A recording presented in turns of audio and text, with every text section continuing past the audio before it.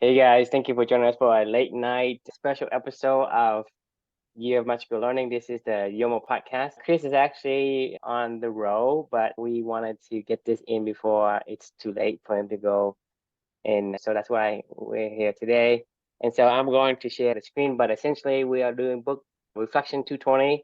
And I guess the reflection title here is 272 words. I don't know what that means, but I'm excited to hear about it. So let me share. Yeah, Chris, you can start.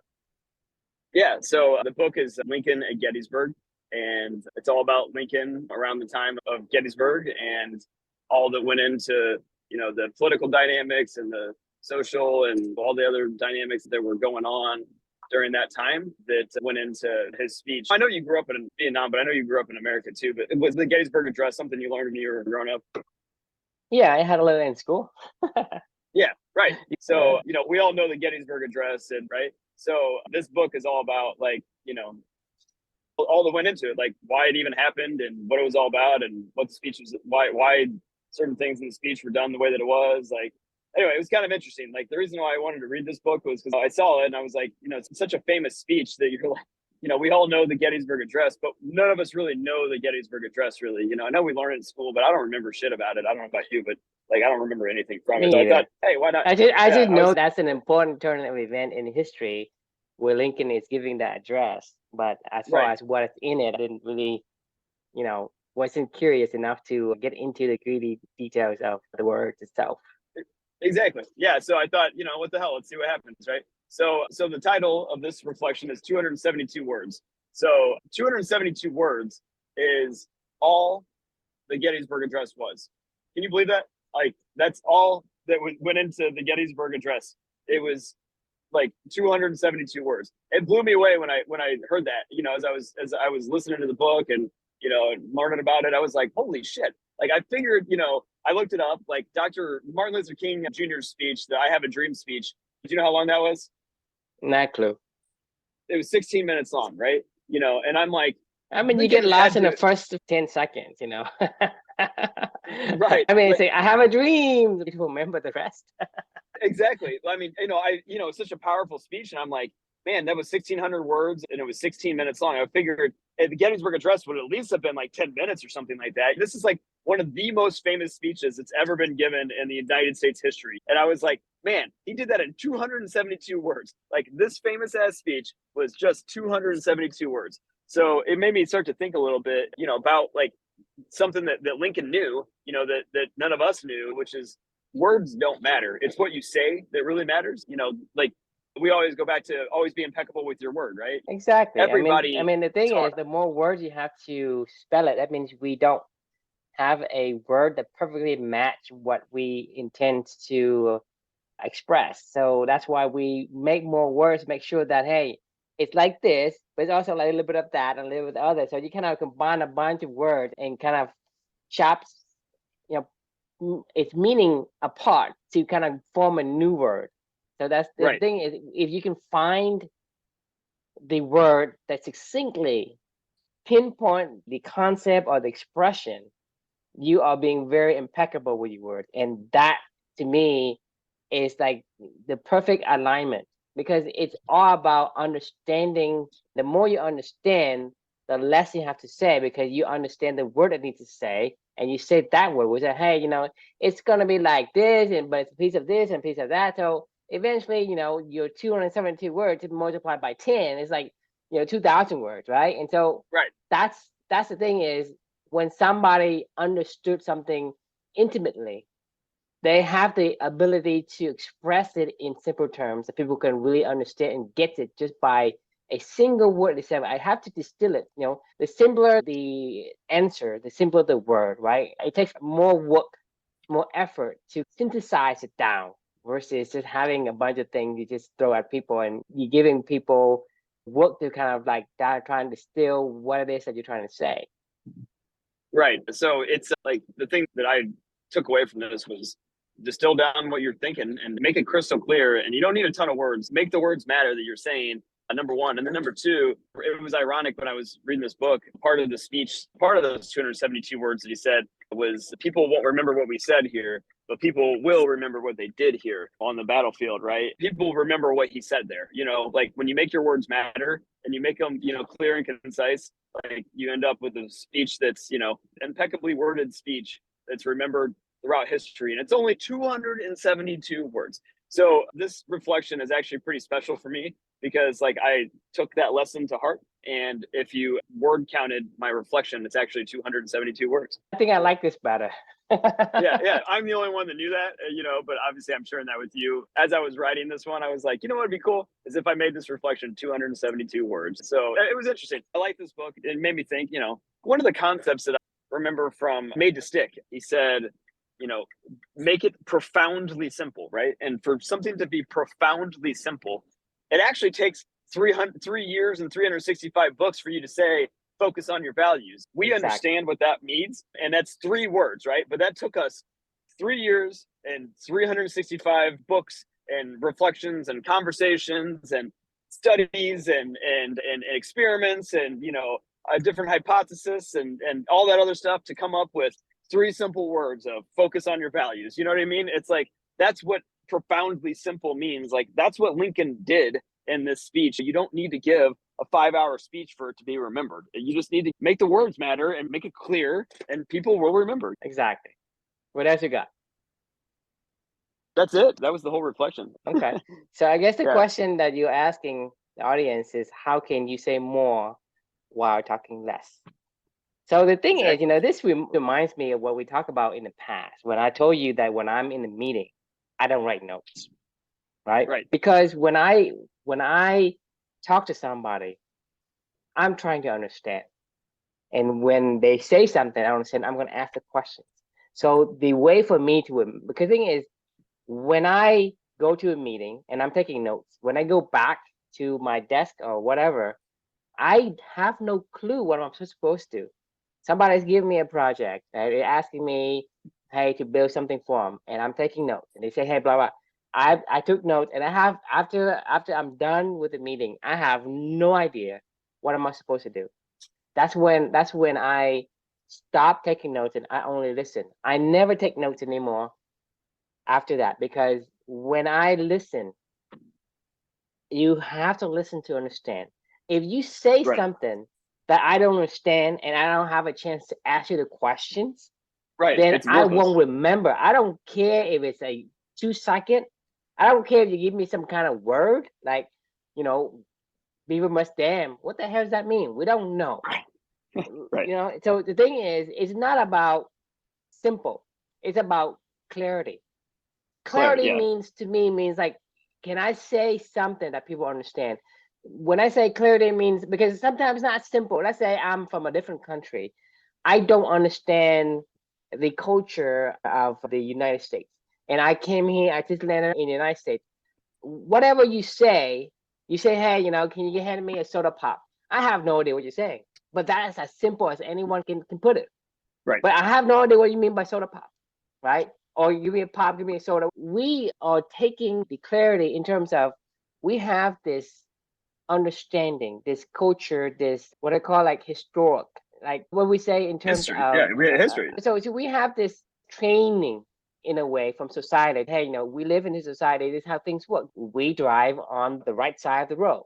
You drive on the right side because you grew up in this culture. You understand that. So when you say you're always going to be on the right side because that's the way we do things. But the thing is, to say something to a foreigner in India or in England or wherever that is driving on the left side, it's counterintuitive to them. Right. So it can be as a simple word as, be on the right. Right. So clear, even though the word is simple. So to me, it isn't about simplicity. It's about clarity. Mm-hmm. Clarity means understanding. And to me, profoundly simple. It's got to be, you got to be able to, everybody needs to be able to understand it immediately, right? That's why we are spending oh my God, we're all over the fucking place. Have been struggling to find the right terms, or even the groups of words that closely resemble what we want to describe what clubbing is about. And we have been struggling with this for the past 2.5 years. Yeah. And, to the point where we are doing the Reflection 220 plus, because we have to get podcasts. And so we have like more than 220 of these discussions, plus, another year before that of all these trying to do exploration and discovery and what year and a we're trying half. to It was a do. year and a half. Yeah. Yeah, year and a half. So it's been a long time. And even then, we're getting slowly, and we come back to more or less, meaningful work, meaningful relationship, focus on your values. So these things, we're distilling this thing. Because in the beginning, you say, hey, we're talking about marketplace and yeah. form. It's a purpose-driven ecosystem for purpose-driven human beings. It's simple, but it's not clear. To me, what impresses me with the Gettysburg Address is that President Lincoln really understood. For him to be able to impeccably deliver this address in this short and succinct number of words, you have to understand deeply, really understand deeply, for you to find the right words that will resonate with the people without having to put in a bunch of filler words.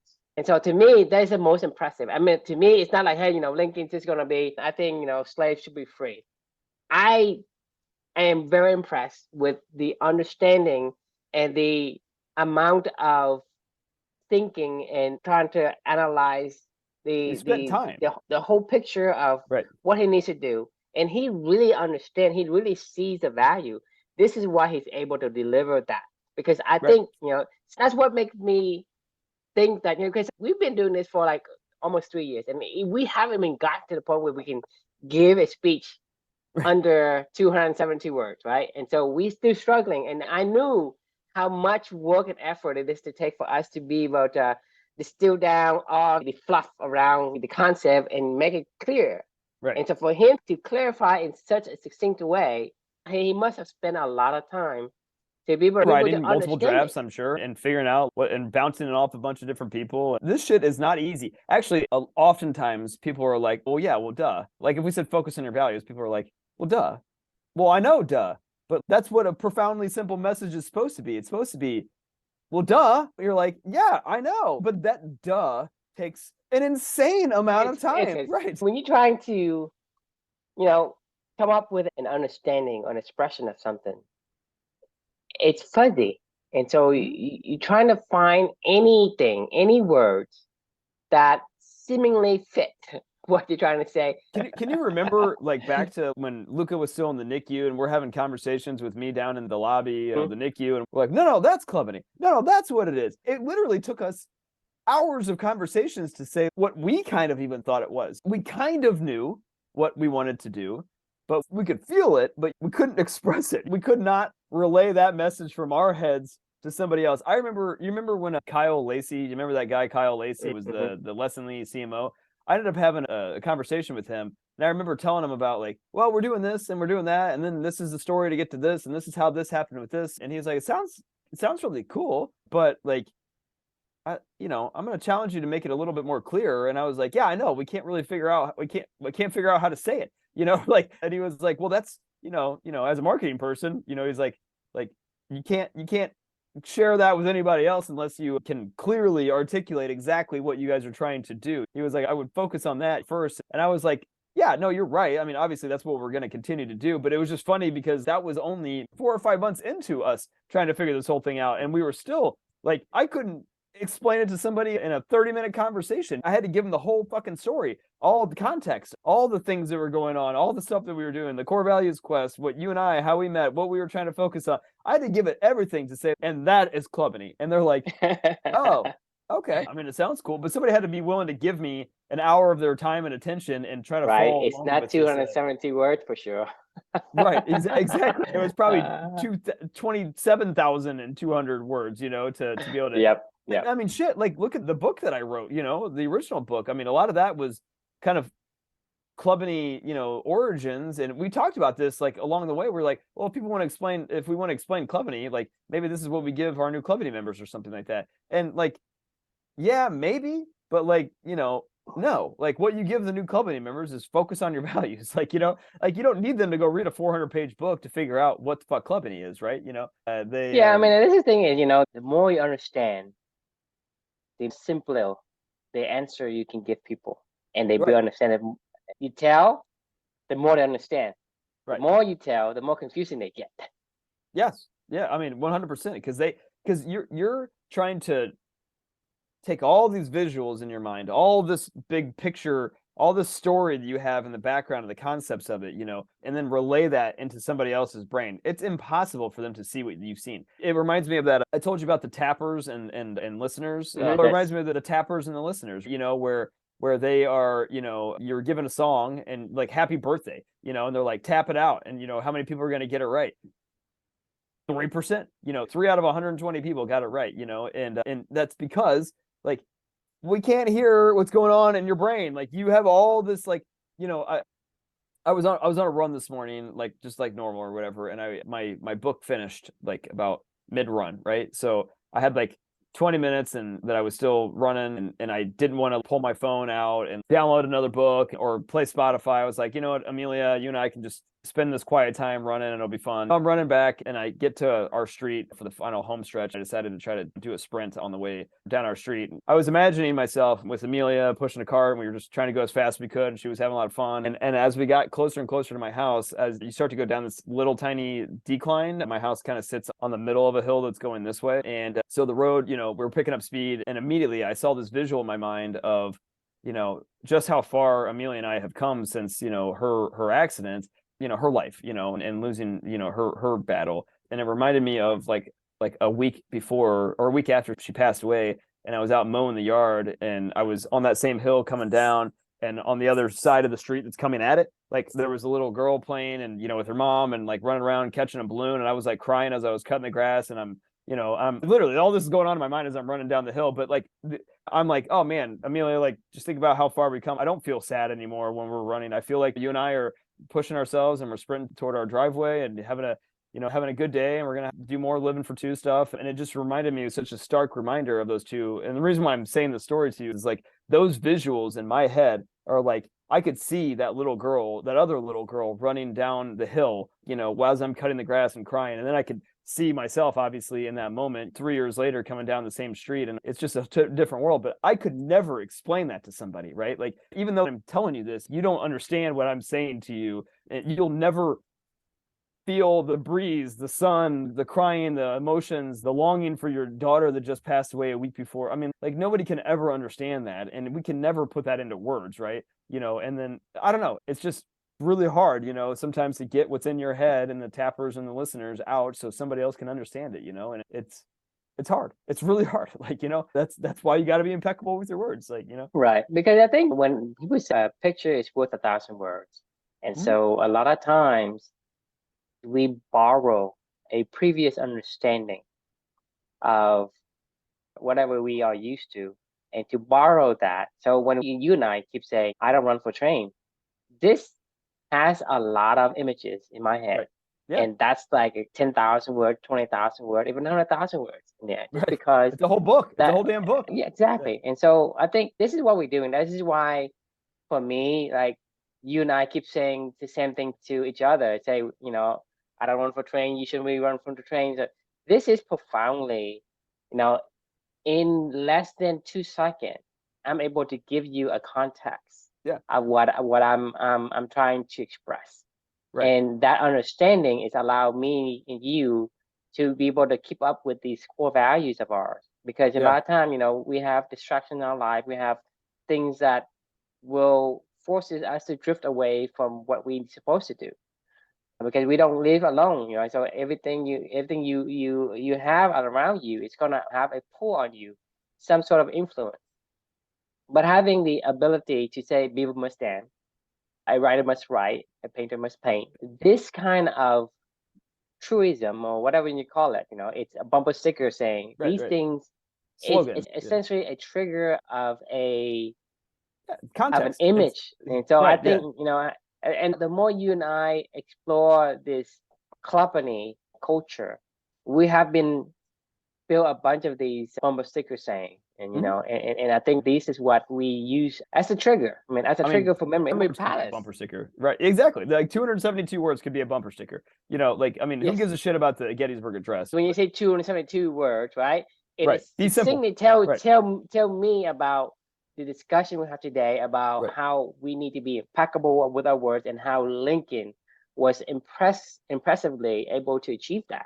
It's a 27-minute conversation between two people that know each other so well and understand all the verbiage as well. You know, it was really funny yesterday when Snow was doing his thing. And have you ever noticed, like, whenever we have like Snow, or like, it's been a long time since Blake has done this with us, right? But like, we are literally, you and I are literally speaking a different language than, I mean, and I don't mean that in like a bad way. I actually kind of feel bad because it's almost like if I was in their shoes, I would be like, what the fuck are they talking about? I need you to slow down and give me more context around, like, we could probably speak in code for an entire conversation around somebody, and they would be like, I don't know anything of what you just said. And that's a whole nother language all to itself. I'm actually going through this right now with my new employees that I inherited, that I'm rolling into my old employees, and I'm talking in codes that all of them, my employees understand, and they're nod their heads and they're like, yeah. I just had this conversation today with them where I introduced them all to our values, our operational cadence, what these meetings mean, why we do these certain activities, and how it aligns to your values. And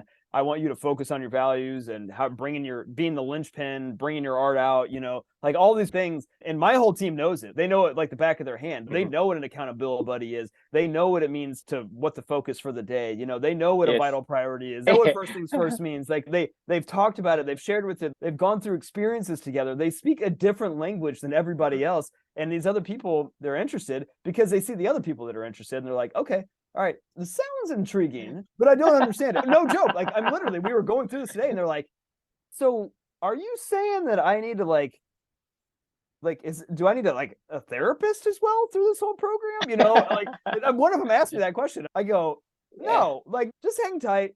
Follow the process. You'll figure it out as we go. I need you all to understand the language that we're speaking in this culture, right? And I was pretty clear to them about that. And they were like, oh, okay, I get it. Like, you know, you're not going to understand it all today. They didn't understand it all on day one when I explained it to them. It takes time. You have to talk through these things. You have to experience them. And I have to be and you and I, as we are orchestrating Clubany, like we have to be profoundly simple with our steps, leading people, like the little crumbs that we leave on a trail, like need to be profoundly simple crumbs that we've distilled down to go, okay, now we're talking about this, you know, and this is what you do to understand that. And this is the saying, the slogan or whatever, you know what I mean? And we'll leave the little crumb for them to nibble up and understand and digest and reflect. And you know what I mean? Like that's not easy, you know. It's not, but that's the thing, you know, when we are building something that no one's doing, it's hard to borrow somebody. That's why for me is instead of telling you, put first things first, you know, doing the emotional bank account and all these things, the ability to do all these things. I say, well, I'm going to borrow, you know, Dr. Stephen Covey's book. Say, hey, I'm borrowing his ability to explain and say, hey, you know, this is what I want you to do, right? So eventually when more people are saying, you know, the core values quest, they understand what that means. Focus on your value. I think right now, the general population understand what we mean when we say focus on your values. I think they think they understand. Because even for me, I didn't understand about values in the beginning because I was going to say, well, what are values? I mean, values, is it like principle or is it, you know? So the thing is, I thought I knew because and I never looked into it. But that's the thing is, you know, when we say, you know, focus on your values, people say, well, that's simple a word for me to understand, but I don't really understand. Well, and then when you get to the point where you're gonna go, you know, core values quest, so, well, that's even further alien to me than focus on your value. Because I understand what values is, I understand what focus on values means. And I kind of understand what values means at that point. Now you say core values quest. So what is core values quest versus value? I don't know. We'll figure it out. It was a question about, and then we're talking about like, you know, don't run for change. We're talking about like the 1,001 day turkey. We're talking about, you know, the first things first, the 4 quadrant, you know, all these things that we, you know, the elephant and the rider, right? This to me, these are the cue for my memory palace to start to activate, and activate it in like multiple images. And if a picture is worth 1,000 words, and you're talking about like a video, I mean, how many words are there in that simple cue that generate this massive balloon of a video, and you translate that into what that's like, you know, more than an entire book in itself. It's insane. Like when we say the words, you know, my elephant, like you and I know what that means when I say my elephant, but like I sometimes am writing that and I go, my elephant did this, and I'm like, I know exactly what that means, but like somebody else would be like, what the fuck are you talking about? You're on another planet, man. But I'm like, no. My elephant did this, and my writer was doing that. That's fine. This is what my elephant does. I'm just following what my elephant does. I'm listening to it. And I'm an elephant whisperer. And you're like, what the fuck is this guy talking? So it's actually really funny as well with this whole induction of the new. This is an interesting experiment because, and I'm glad I'm kind of going through it because like a part of me, is going, is this really worth it? Because I mean, we're in such a groove with with the other people, but at the same time, we're going to need to add new people in. This is an interesting dynamic because these people didn't choose. I didn't choose these people, and they didn't choose me, right? So or Clubany or what, you know what I mean? Like they didn't choose this idea, right? So they're just being thrown into it, and we're like, can we help them to speak in the same language? What was a really interesting dynamic is it was a lot easier for me to quote unquote sell this because all of my previous team was there for this conversation today, and they just were, and I'm like, you all know, is this valuable for you guys? Is this something that you would recommend doing? They're like, yep. And they're okay, all right. Like there's immediate trust and credibility, right? Right. I don't need to do anything. I don't need to sell it. I just go, hey guys, this is what this is. Hey guys, has this been valuable for you? Yes. Okay. Well, if they think that it's okay, then I'll think that it's okay, and I'm sure I'll figure it out eventually. So It was an interesting, really dynamic of that kind of conversation today because I invited my old team there to introduce this to the new team because I was like, it'll be a lot easier for me to explain this. And it was a lot easier for me to explain it this time around. I was able to do it in, 45 minutes. I feel like they were able to explain it all. And I had it all written down for them, very crystal clear, what the expectations are. And then there was people that were backing this stuff up, of like, yep, I can testify, like this is what happens, like just keep following along, like so it was interesting. You got social proof behind you. Right, exactly. If we ever do get Clubany started, multiple of them have been like, there's been I think there's 3 of them so far out of my original 8 employees that I've told the Wizard of Oz curtain a little bit, on what we've been doing, and because they've been curious, they've been asking more and more questions. They read all of our reflections, like that we're doing and posting, and then they ask more and more questions, and they want to learn more and more about what we're doing on the nonprofit side of everything. So multiple of them have been like, Chris, if you ever do figure this thing out, I'm in. Day one, just let me know and I'm in. And like for you, this is important for you and I because we don't need to go find new people. We could probably pull in a half dozen people into this project right out the gate that I know would be cultural fits that are already wanting to do this stuff, and it would be fun. I mean, we don't need to go talk to some investor or whatever somewhere. I'll pay them almost, at least 70% of their OTE, probably 60% of their OTE, and they don't give a shit. They're like, well, I can go do what I want to go do, and I can go do this same stuff that we do all the time. Like, this is what I care about anyway. Like, this is what I'm having fun doing about this job. I don't care about the job. Like, multiple of them would be like, I don't care about this job. I only care about this team and doing what we're doing every single day. And I'll keep fighting for the stuff that we have to do for the job. I'm so happy about how they're taking to this. And it makes me feel really proud that you and I could distill down all of our conversations into 272 words, if you will, quote unquote, that they can understand, follow along, and see for themselves. Yeah, having a social proof is going to be a great big factors in terms of getting people to give it a try. Right. I think people have a hesitations of say, this is unknown to me. I don't understand. If I don't understand, is it worth the effort? But having somebody say, hey, this is worth the effort. And I think even for us in the beginning, we don't understand it as well. We just knew that there got to be a better way than the way that we're doing it. I mean, even for me anyway, I know that what I'm doing before wasn't the path that I want to take. Right. And I want to try something new. And I think one of the most, when we read The Alchemist, the first book, The Alchemist, it's very fitting for what we do for Clubany.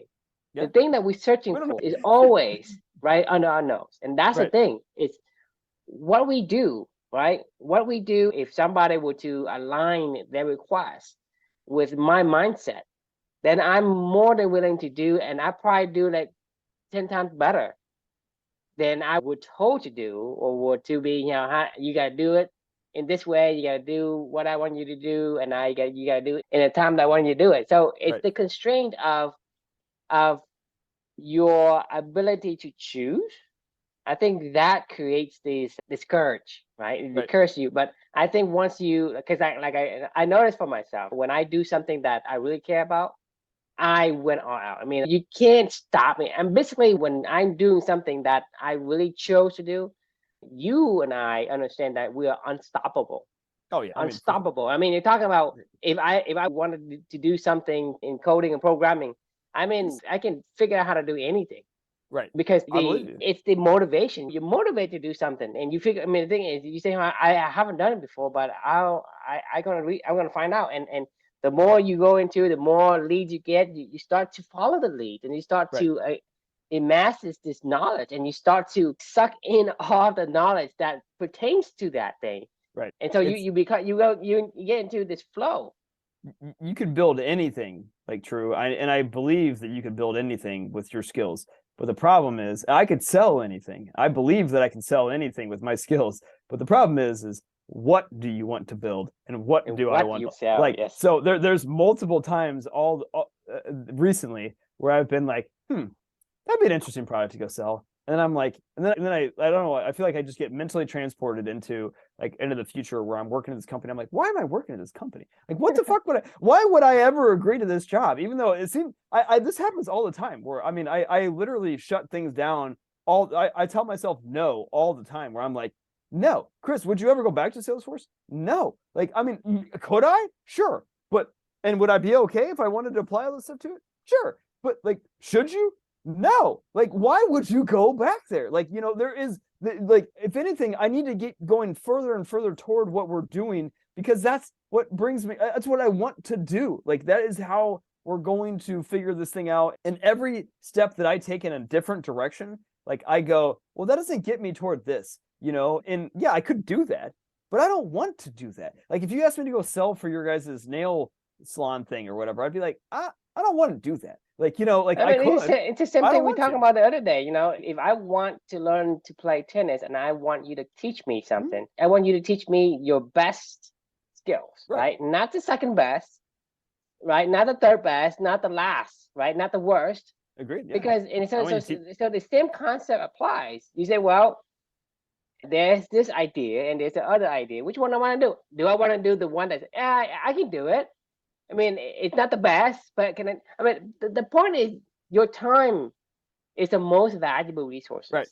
Right. Yeah. And so you want to spend the time of the utmost, the best thing that is for you.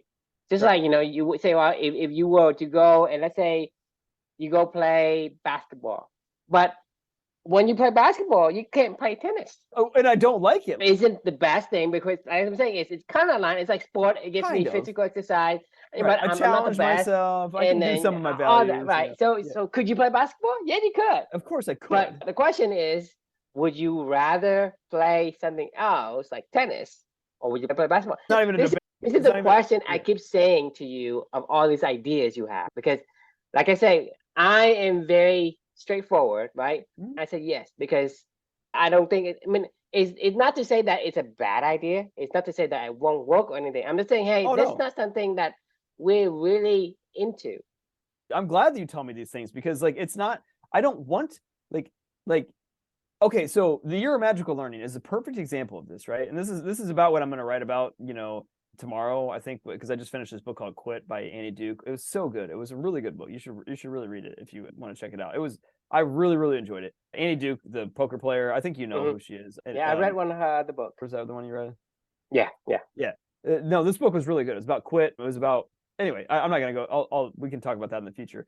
But I just lost my train of thought. You were saying like the things that I come up with ideas around, and stuff like that. It reminded me of this lesson, this new thing that I learned with ants, right? So ants follow pheromones to food, right? That's how they go marching or whatever. But there's always these stray ants that are doing their own little weird thing. That's because they're always exploring. They're always trying to find what's going on in the world to make sure if that watermelon that dropped on the floor that we're all tracking toward gets cleaned up by somebody, like, we got our feeler ants. It's like loon shots for ants, like they're doing shit all over the place, and they have people that have certain jobs to go look for shit all over the place, right? Well, the funny thing is that these monthly challenges and this stuff made me think about the Year of Magical Learning, what you were just talking about. Of this project no different than any other idea that I've brought to you. The difference was when I started doing it, I loved it. Like, I mean, it was after the 30-day challenge and we went through it. I was like, this is a ton of fun. Like, I'm having a blast. Every day I get to spend more and more time. And now I get to have more and more time and fun with you, like, doing stuff that we like to do and further developing out our ideas or whatever. It was a full-on natural home run alignment. Like, it was effortless for me to go do this stuff, initially. And it's not effortless, sorry. It was fun. I didn't care about the effort. Like, it was fun. Like, I was enjoying the shit out It's of doing alignment, because the thing Right. is, this like the year magical learning is when you come to me, I said, yeah, this sounds great, Sounds fun, yeah. because like we were saying, you're doing like the live streaming and all this, and said, no, look, what we do is just record, because one simple button, record, it's aligned with what Right. we do, because we're gonna do this regardless whether or not this podcast exists. Right. That's what I'm saying is whatever you do, right? Should just be natural. Would you do it? Any kind of compensation, any kind of whatever. Would you Would pay you still for it? do right? When you are already wanting to do something, right? You go, let's say, hey, you come to me with an idea. You say, hey, I like this idea. Hey, we want to build a business. And I say no, and you still do it. Then it aligns. Then it's in alliance. I mean, right? because Like, you want it regardless. The question is, do you really need that? Nah, I don't care. You Like, don't I mean, need I it. don't That's care. why I'm saying, hey, it's a good idea, Right. but it doesn't align with what we do. Therefore, there's no need for us to pursue that. Right. Because to me right now, I love doing this, right? And the reason for it, I love the core values quest with the team that I'm doing, and I love seeing them now progress past that and live their values every single day, and coaching them and developing and helping them grow. Like, I love that stuff, and we can do that. Exactly. That's exactly what I'm saying. This is alignment. Right. This aligns with what you and I do. This is why you and I are on this podcast recording at 10, 11 p.m. Right. every single day for almost 2 years since the start of the podcast. And 1.5 years before that, we meet every day. Without alignment, how can someone do that? You can't. Like, it's impossible. The thing is, we are spending money. We're spending our time. We're not making any money. So the thing is, regardless if we make money or not, we still do it. So that's alignment. So to me, instead of go out there and build a business around something that doesn't align, we build a business on core values quest. Right. Because for me, like I said, if you were to get to the point where we bring in people, and because if you turn to the business, for me and you to be this guy, I would love to be the guy, because this is what I do, regardless whether or not there is a person come in needing my help or not. You and I were still going to be doing the core values quest every day. The only thing now is that, hey, you bring in somebody else, we just telling them, hey, this is what we did. This is how I go through my journey. I'm guiding through. And so the whole approach is going to be, regardless of whether or not that external thing, object, person, or whatever, coming into your life, your path does not change. Exactly. Yeah. It does not change. It's not even that the path hasn't changed. It's the path just gets clearer and clearer as you go, right? It's a force multiplier. It multiplies because when I get to advise somebody, when I get to teach somebody, I actually understand more. That's when you learn. Even more for me in terms of what I want. That's when you understand, is when you have to teach somebody. But the desire, it is to be this core values explorer. I am exploring my core values. You are exploring your core values. For sure. You and I have the same desire. And to do the YOML podcast, it is adding to that desire and understanding. To do the guide process, let somebody pay me like, hey, $100 to guide somebody for a month. $100 is nothing. Yeah, we make more than $100 in an hour, but $100 is nothing. But I would rather go and help somebody guide for $100 than to make $10,000 doing something else. I agree. So, you know what I'm saying? Because the thing is, regardless of whether or not that person exists for me to guide them, I'm still doing my core value exploration. I'm still living my core value. I'm not running for trains. I am doing the first things first. I'm taking care of myself. I am living the life that I think I'm most fitted to live, right? Whether or not it's like, hey, because the thing is, you have to understand, I have been able to filter out a lot of things that doesn't align with me right away. It doesn't get into my head anymore. It's like eating, right? When you eat something, you knew what is good for you and what isn't good for you, what's junk food, what's poison for you. So for me, information as well, but when people say something that is completely like, it's like on the opposite spectrum of my core value, I just know basically I just filter it out completely. It doesn't affect me anymore. I mean, you go on the news, whatever, these people, blah, blah. Right. It's like, I don't care. I mean, you can go and say you need a rice grind and repeat it, and you need to be a man, take the pain and whatever. I say, bullshit, you do whatever you want. I am part of this, persuasions of whatever. Right. I'm able to figure it out. Because the thing is, like I said, there's no right way or wrong way to live your life. What's right for you could be wrong for me. What's right for me could be wrong for you. And so once you understand, for me, like, I have a different desire, different wants in life, right? Versus some other people. Some people say, hey, I want to be the best basketball player. I want to be the best whatever. I want to be the best business person.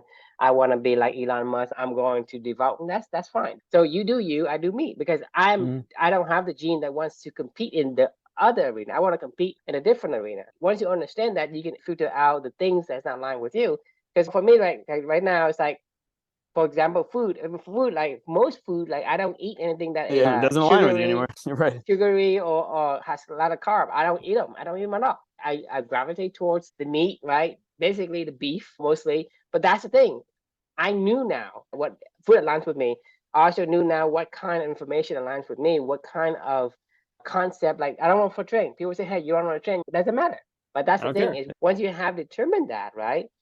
Your life is much more peaceful. And I like my life right now. My life is good. My life is good because, I don't have as much of an anxiety as I have before. I basically don't have any anxiety at all because I have a good ability to make enough money to cover some stuff. And I have the ability to be disconnected from the worries and the scares of the world. When you're talking about you're out there, the world's doing this, the market's doing this. I'm basically oblivious to it. Yeah, you're like, I don't give a shit. It's fine. That's exactly what like and I don't want to lose it. Well, it's not that you don't want to lose it. Like I think that we need to be. This is a really delicate point because, like, it's great that you're happy, but the thing is like, what you would want to go recreate if it got taken away from you. Like, you're not attached to it. Like, exactly. well, at least I can only speak for myself. That's the thing. I'm not attached. We learn the concept. Right. So when situation changes, we can adapt. And that's what makes me confident, because regardless of what happens to me, I think I have the skills to be able to become, to get back to where I need to be. Just like whatever that new path is, right? Next pond, 1,000 feet, right, from the pond, right? Right. You're gonna look for another pond. You're not gonna look for another desert. Okay, you knew what you look for. Yes. And so that's the thing is, for me and for you, is for me to continue on this quest, because life is always it's a constant quest. I mean, the only way you're not on a quest is you die, right? When you're in life, you're always on this quest. You're always moving. Well, and I don't personally know that the quest ends when you die, but I mean, that's a question that we should leave open. But that could be a question mark. I mean, I can't argue with it because I haven't got that yet. Right. But I'm just saying is, having the ability to get back to where you're supposed to be gives you some level of confidence that say, hey, I'm not gonna be fearful of anything just because I can always get back to my feet, whatever that means. To me, I am able. I feel like I'm able to do what it is that I need to do, and that makes me feel safe and secure. And that safe and secure feeling means a great deal to me. And so for me is, I put that above anything. If I have to make, if somebody were to tell me, I have to do certain things that I want to do, I basically think, that's not me. You can find someone else. Yeah, right. I'm not, I don't even need to hesitate for a second. I know exactly my answers. I get sad these days when I don't have like the former kind of senior leadership and co-founders and people that I was friends with at Angie's List started up a tiny little startup here in Indy. And it's still a small company. It's only like, 10, 15 people or something like that. But like, I keep seeing these people that I know very well, and they're all slowly but surely, it seems like a few times a year, you'll see a LinkedIn update of like, oh, making the jump over to this company, and they're slowly growing and reassembling the old team together, right? It seems like, and these are people that I know well, and a part of me goes, man, why hasn't anybody reached out to me yet? Like, I mean, why haven't they asked me if I wanted to join the new club, if you will? And then I go, what am I talking Wait, about? you Like, know I mean, what? like, I don't want to join that. Like, I mean, like, you know, like, I don't give a shit. Like, I do, but I don't. You know, if a recruiter reaches out to me or something like that, I'm like, oh, that'd be interesting for like 5 seconds. And then I go, I'm good. I You mean, the know, thing is, you're gonna have to find ways to decline, and that's right? the thing for me is now that I decline like almost 100% of all the other opportunity comes my way. And Yeah, one of the saying that I keep hearing is that, what is your dream job, right? And the answer is that, I don't dream of working. right. That's true. I Right, don't ever dream of working. And so right. that's the thing is that sticks in my mind. It's like, I don't ever dream of working. So working, keep me out. Just give me the ability to do what I want to do. And Yeah, sometimes, go play. Yeah, yeah, I just want to go play.